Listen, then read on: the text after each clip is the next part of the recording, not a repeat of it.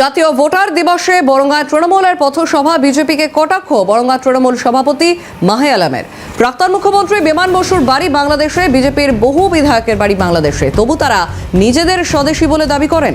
দেশে বসবাস করেও প্রমাণ দিতে বাধ্য হচ্ছে আমরা ভারতীয় কিনা। পথসভা থেকে এসআইআর নিয়ে ধিক্কার বরঙ্গা তৃণমূল সভাপতি।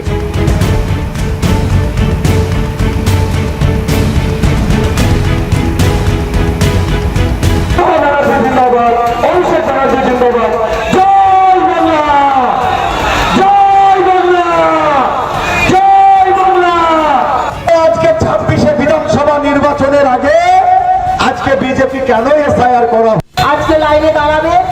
আজকে দেখুন হাজার হাজার মহিলা ছোট ছোট বাচ্চা নিয়ে তারা লাইনে দাঁড়িয়ে আছে। কেন সামনে দাঁড়িয়ে? শুধু হয়তো কারো এ আছে, নালে কারো ওরে, এই যে একটা দুটো তৃণমূল সভাপতির কি বক্তব্য নিয়ে শুনবো। দিবস, সেই ভোটার দিবস উপলক্ষে সামনে রেখে আজকে একটা প্রতিবাদ সভা অনুষ্ঠিত হলো।